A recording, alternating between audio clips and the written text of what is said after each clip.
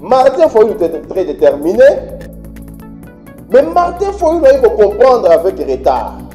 Parce qu'il n'y a pas longtemps, Fayulu était avec Kabila, communiqué conjoint, PPRD, SID, j'ai vu les dépôts Kitoko, faire des déclarations, parler. Oh, il tous les amis qu'il y a. Martin Fayulu a poussé un Mboka pour la cohésion nationale, pour se mettre tout autour d'une table, discuter ensemble. C'est quoi les problèmes? Mais l'histoire va congolais aussi détecter le vrai problème est l'insécurité au Congo. Grâce à la diplomatie agissante de son Excellence, Monsieur le Président de la République. La mission Moussou Bazana Est Kuna. La commission guerre Chida. La corruption, Kabila Zakota Mosa. Bravo les Wazalendo. Wazalendo, bravo. Bravo le gouverneur. Tony de Boya Kacha. Et à Boya 10 millions de dollars.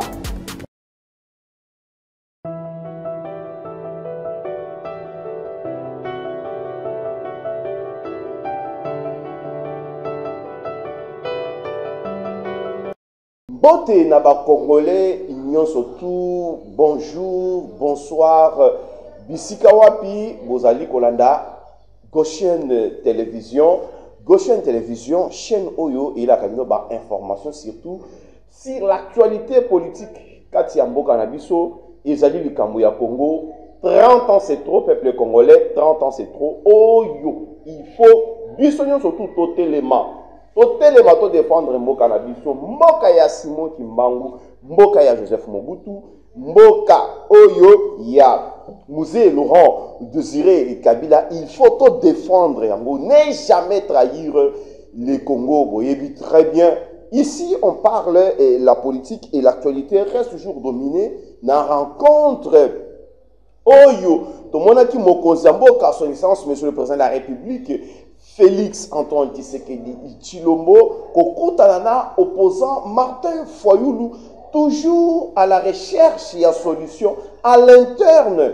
Pour tout le la makambo, oh, il y a Bitumba, il y a Est, ceux qui ont talika ya banguna et comme se dessiner quand il y a Bakolomboka et Zali, Oyo, Martin Fayulu, il faut tout ça la camp de la patrie. Tout le monde il y a émission mais aussi d'autres sujets, Zali, pour cadrer avec l'actualité, pour dénoncer Pemabé, parce que Mboka Oyo, ils allaient à Bissonios.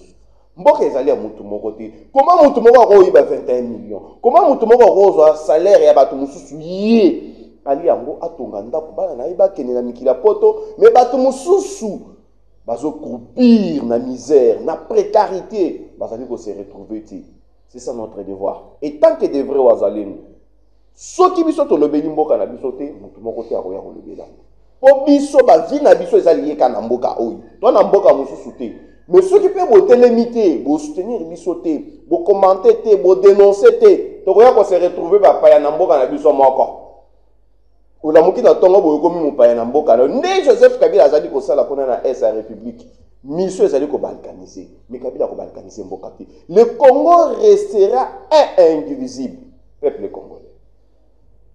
Martin Fayulu Okutana, Excellence, Monsieur le Président, Degena Wutukoloba Awa, a sali ba proposition, à l'obito sala quand il y a patrie, quand il y a Bakolomboka, pour maintenant ces alukoya, nyoka kotina ndako, biso il faut se réunir tobo manano nyoka, nyoka o lelo toko bezali Joseph Kabila, ezali Nanga, ezali Paul Kagame et l'armée rwandaise, balkaniser le pays, dans une grande partie où ils sont riches. Allez, c'est la République. Pour battre minerai, la mission à l'étranger n'a intérêt à Bangomoko. En complicité avec un ancien infiltré président de la République dans notre pays, Hippolyte Kanambe Kazemberi. Joseph Kabila. Ngoy Muki Naïbi. Bapesa y nationalité, bapesa y kombo pour na quasi moko ya tembo. Peuple congolais. Ezali Ngoy Muki na muto comment na livre na ye. Ok, ndeko tanga Ngoy Muki. Beaucoup de temps à livre naï.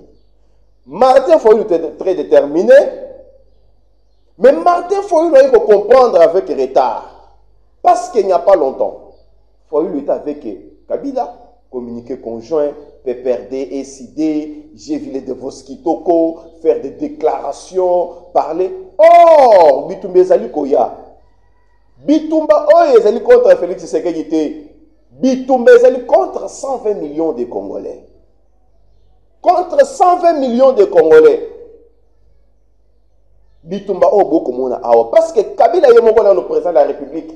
A créé M23 dans Paul Kagame. C'était une façon. Il y a qu'on contrôler minerai na biso, qu'on contrôler est et Yamboka na biso. Tu sais qu'il peut partir aujourd'hui. À ça, il met à côté de pouvoir. À Koleka. Mais bon, il y a des Kambo Oyo. Il y a Mabele. Kobundi Sabiso, on va continuer Kobundi Sabiso. Il y a un moment Martin Foyulu à Télémi. Alors, non, trop, c'est trop. Peut-être moi, Namboka Martin Foyulu, Pierre qui est quitté. Alors, il y a un peu de gâteau. Ceux qui ne savent pas le gâteau, parce que nous avons une constitution où ils allaient tracer l'institution de la République. Martin Foyulu, à Kendaka élection 2023, a mis ça à député Mokoti. Chose grave aujourd'hui, donc au moins Martin Foyulu a poussé Pembenia, Mokonzamboka. Peuple congolais, ils allaient les Kamuyamboka. La patrie ou la mort. Bon, bah, tu me souviens, le Martin Foyulu a Camerounais, on peut sa nationalité. Qui est vrai Congolais, à cause de la derrière le chef de l'État. Pour Mokonzamboka, ça l'a des appels. Et bien, là, vous allez hésiter. Et ça, son imini de l'Ogo, la Franck Diongo, qui se réclamait les fils politiques de Tien Tshisekedi ou Amulumba, les sphinx délimités. Na Joseph Kabila, un Rwandais, un rebelle. Joseph Kabila. Attends, c'est ça que le but autant à combo était au Kotangaye. Mouton comme ça, la mission avait au Kotangaye. Et puis au Tangi Sabana na biso que Kabila Zalaka ennemi de la République après avoir dirigé Mboka na biso na Mouyibi. Après avoir détruire Mboka. La Kendaka rébellion. Martin Foyulu a poussé na Mokonzamboka, tout ça la cohésion nationale. Tout se mettre tout autour d'une table, discuter ensemble. C'est quoi les problèmes? Mais l'histoire va Congolais aussi détecter le vrai problème est l'insécurité au Congo. Grâce à la diplomatie agissante, il y a son Excellence, Monsieur le Président de la République, Félix Antoine Tshisekedi Tshilombo, peuple congolais. Nous comprenons que Rwanda a une machination à Makambo Ebele avec les multinationaux, avec des puissances. Il y a qu'à filtrer Kabila pour contrôler l'intérêt de Bango. C'est comme ça que le Rwanda se nourrissait de nos minéraux plutôt, de notre richesse, voulais-je dire. Tout s'étend ici. Allez-y comprendre que cohésion entre Bissot et Kolomboka sur le plan politique va beaucoup déranger Joseph Kabila. Parce qu'à son arrivée à Goma, ce que Talibien Kabila a commis qu'on consulter toutes les couches sociales. À consulter Banganga Nzambe, à consulter politiciens, il y a mauvaise qualité. Le quoi Rex Kazadi, les Mukumadi, les Marcelin Chichambu. C'est une façon, il y a Koluka Aza un appui Mokoboui. Mokozambo Kaloba Kala, peuple congolais, AFC M23. C'est Joseph Kabila. C'est Kabila, Joseph. Oh non, vous voyez Kabila partout.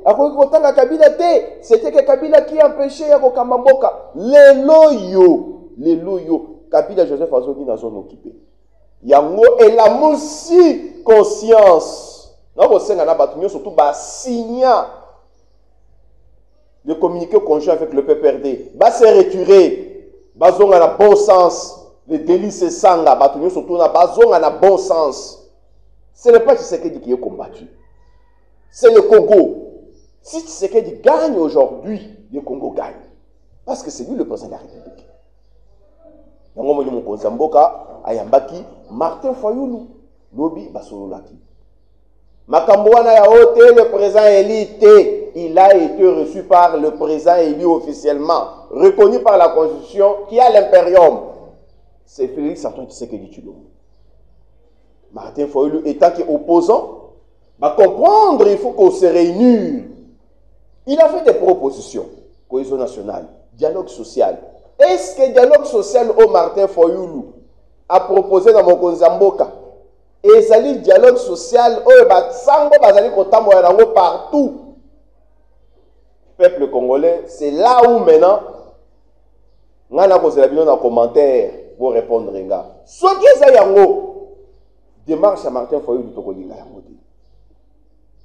Parce que dialogue social, oyo bango bazali ko proposer bisope. Oyo bazali ko proposer na mokonzi mboka. Ezali makambo basango bako tambola. Et Martin Fayulu lobi mokonzi mboka ayamba SSC ayamba Senko. Martin Fayulu bosa nike Senko SSC bazalaki partout dans le monde pour contrarier le président de la République diplomatiquement. La démarche parallèle. Une fois reçu par le président de la République, Babimaka, bazu avion, ti jusque chez William Ruto. William Ruto, Namboka na ye Kenya, olelo baboyi. Kosala nini? Ko voter biso na concert à Nations Unies. Balongwe kuna bakei wapi bakei na mboka Rwanda. Balongwe Rwanda bakei epai ya Corneille Nangaa. Bakutani na rébellion. Basololi. Et par après, Monseigneur Mouté Bazoé Bissabiso que démarche au baron bazali ko sala, Moutou azali ko futa baron bongo, ce sont les Rwandais. Pacte social au baron bazali ko tamboya nango. Tongo me dit pourquoi partout, ils étaient même à Doha. Okutanana, Emir ya Qatar. La démarche na bango. Makambo oyo ezali vraiment cautionné par les sanguinaires et Paul Kagame, le Yoweri Museveni, bato bazali ko bundisa biso lelo. Tuya ko vanda na mesa to discuter na basango au nom de quoi?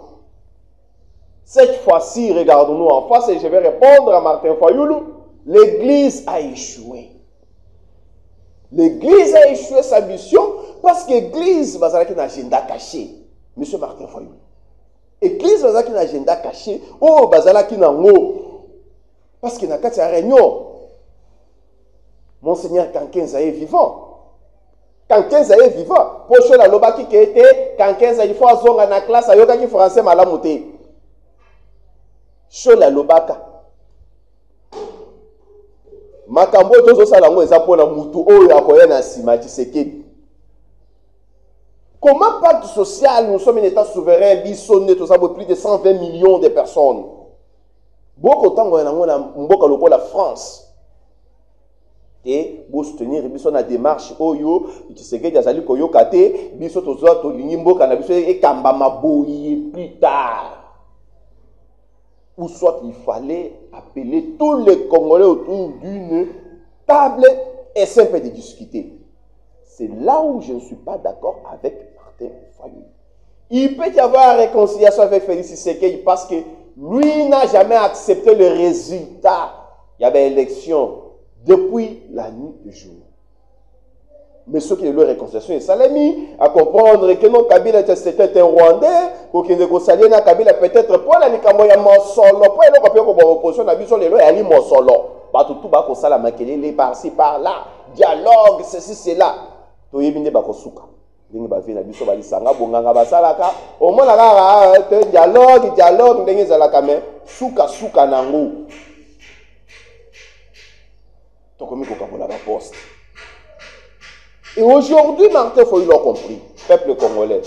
Tout ça qu'on salue, démarche Oyo, tout ça qu'on salue, bon sens naïe, à rejoindre quand il y a patrie. Peuple. Ndenge to koloba awa lelo, mboka na biso to loba kaka ezali occupé par Joseph Kabila Hippolyte Kanambe Kasende. Mais de l'autre côté, on a battu sous le col là-bas Franck Djongo. derrière Joseph Kabila. Diongo derrière Kabila. Diongo oyo Kabila, abosani oyo Kabila salaka yi awa. Asamba na tribunal. Bako zongi samai koto bakila koto. Aye bisebiso ke zalika théâtre, et zalaki complice la bangona Kabila. Lelo yo. Frère Diongo. Maintenant na mona mutete la boyete. Ya maele aboye, ya maele mabe. Peuple, pourquoi Franck Diongo a kenda pour rejoindre Kabila, les loba je pense à la déclaration publique. N'a qu'à rejoindre Paul Kagame Poto Longo, la Chilombo na pouvoir. Là, c'est M. Diongo qui fait une déclaration comme ça. Les lois, il y a des gens qui se Diongo, la commission n'est pas Kabila. Bazu ba Rwandais, bati bango ba gouverneur. Binanyo sune bokeyi wana conglomérat des aventuriers vont peser té. Bati basa ko peser ce sont les Rwandais. Diongo akinda rébellion pour banomaka était pas Félix Tshisekedi. Parce que Tshisekedi anomaka yeti. Na mona pe mususu un aventurier oyo azala kawa, oh non, accueille rébellion parce que Bazui, hôtel invest, Pesango Abbé Dachou, a foutu la kuna. Ceux qui sont disant Sokoko, ceux qui Sokoko. Est-ce que Moutou a coquille qu'une rébellion a pour bande qu'on a pour une raison comme ça? Voilà niveau, il y a biso ba congolais et puis bande qu'on a biso mususu bazana est kuna. Bakomisa guerre shida. Na corruption Kabila za kotambosa. Bravo les wazalendo. Ba wazalendo bravo. Bravo le gouverneur Johnny Luboya Nkashama. Et aboya 10 millions de dollars. Kabila bimisa kambongo 10 millions à l'époque. Ici. Tous ceux qui s'engagent. Alobi na kozwa te. Na kozwa te. Dernièrement, bon, on va vidéo la première fois, c'est la T. Kabila a échoué comment aux provinces à Ituri avec le M23. L'équipe a mis la corruption et simbité et ils se sont limités par là.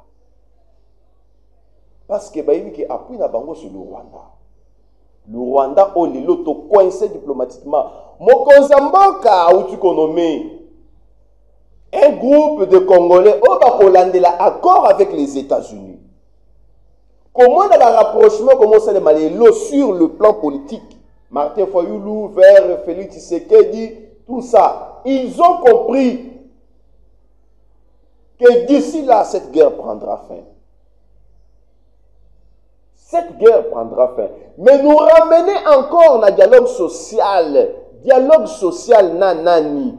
Na delkati ndengo oyo ba M23 ba Rwandais ba boma na kati ya Goma na Moi na ba Congolais oyo nyoso tout Joseph Kabila abomi na Rwindi na Kishishe ba kunda batu vivant partout bisika nyoso to ba M23 ba leki kisi dikivu batu ba kufi bato wana nde tokokenda bango na dialogue social. Martin Fayulu tant okutana kina Kabila na coalition bozalaka nango il n'y a pas longtemps. Pona nini proposer bango dialogue social te? Pona nini bobesaki bato peuple ba arrêter? Et il y a des gens qui continuent dans notre pays soutenir Kabila. Au moins il y a des photos à Kabila, ba drapeau. Il y a des personnes qu'il faut pendre dans ce pays.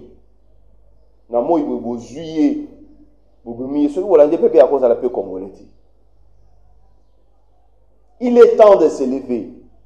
En un seul homme. Martin Fayulu Azakaye mon côté, Baza est belé dans l'opposition. Quand il s'agit de la nation, peuple, il faut ôter les mains. Le veille patriotique, conscience, et ça là. Conscience, c'est ça là. moko na bango comprendre rejoindre Tshisekedi. Ba oyo nyonso to bokomona batikali po mususu akomi lokola Kalamangombe kuna musika akomi otala Kongo musika akotata na passeport akozonga na mboka te alobi akeye exil bato wana nyonso to bokoyoka bango ba rejoindre Kabila na Goma. Mais ba vrai Congolais omona batikali na kati ya ndako po baza bana ndako bakotikala na wana Kinshasa. Mais Goma pe eza na kati ya Congo. Goma pe eza na kati ya Congo.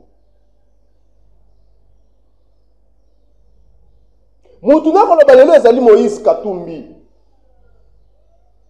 Bomoni ye, boyoki ye, amikimelaki déjà en alliance avec Joseph Kabila.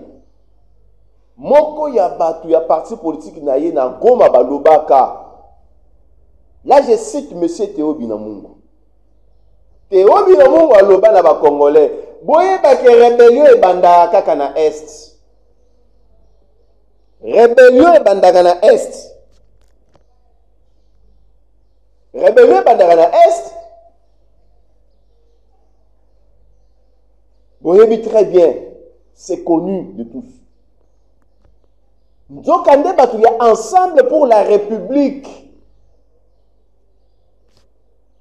Il y a Kivu, Mobimba, Bazala qui déjà alerté, Bazala déjà dans plan na bango ya balkanisation, bayeba ki Kabila kozonga. Pour balkaniser une partie ya mboka na biso. Ndenge Olive Lemba ebisaka biso, mon mari travaille en silence. Oui, makambo ko salate, azali na ko travailler en silence pour retourner au pouvoir. Après ebisa bato a perdre na GLM. J'étais vraiment écœureux et cette dame n'a jamais été inquiétée. Malgré que je suis allé tour Lubumbashi, azongi Kinshasa, ceci, cela.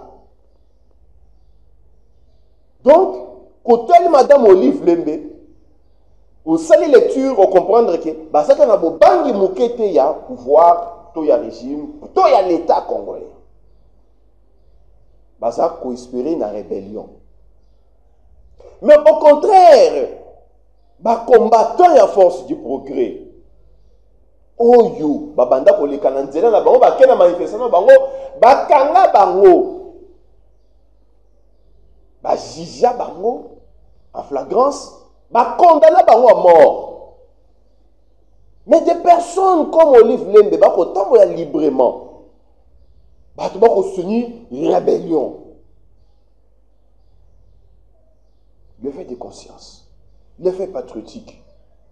Martin Fayulu asaka ka moko ya ba Congolais na opposition va comprendre déjà ce qui se passe. Et ça hypocrisie et ça la recherche à ba poste té. Ou soit ça la kaka nebo ke ndaki wana mokonza mboka pesi bino transport et quand vous allez rentrer vous remis ko changer langage. La patrie est menacée. Et une grande partie riche ya mboka na biso na maboko ya Batomboki, ya Kabila, Muyibi, ya mboka ya Congo. Oh, les lois ont se retrouver à l'est, avant de gouverner, à une partie orientale. Peuple n'a pas de où est passé Kamita ou Olivier, les complices de la balkanisation. Bato oyo ba balkaniser mboka ba Olivier Kamitatu soko landi bango nyonso tous les Moïse Katumbi les Kabila les Kamitatu les Tshambu nationalité douteuse et je mets en garde Corneille Nanga. Nanga, tu seras tué par le Rwandais. Ndenge baboma musée, ndenge baboma musée. Mais les lots vont retenir Yango. Excellence, Monsieur le Président Félix Antoine Tshisekedi Tshilombo est partout. Pour en retrouver paix durable. La paix durable. Et cela nécessite la contribution de tous. C'est-à-dire, Martin Fayulu Ayewana, Libanga à cet édifice qui est la RDC. Pour te retrouver Kima, il faut ceci, cela. Mais la démarche, il y a 5 ans. SCC, oana bazali batumoko déjà balakisi biso agenda caché na bango ezali noir. Parce que Monseigneur Mouteba Ibisagabiso, Bazouaka Mbongo et pas Kagame. Bazouaka Mbongo et pas ya Museveni, ya William Ruto. Avec des gens comme ça, tu vas dans la mesa, et qu'on s'imbatte. Et qu'on s'imbatte. Il faut justice et ça la moussala plus tard. Pour la bateau, oh, nous surtout bazali ko tamisa makila bateau. Bateau, oh, nous surtout bazali ko ibe mission la République.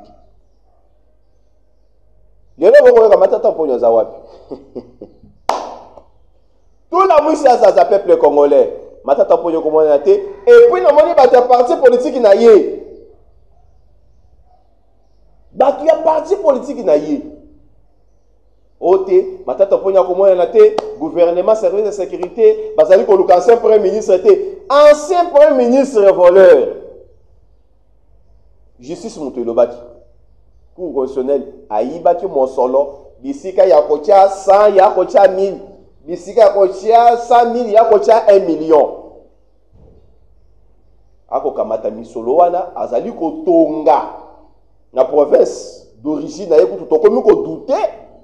Origine wana celle Vital Kamerhe au perchoir de l'Assemblée nationale a dit que Mouyi bizala nango bio koki kotonge pa na bino.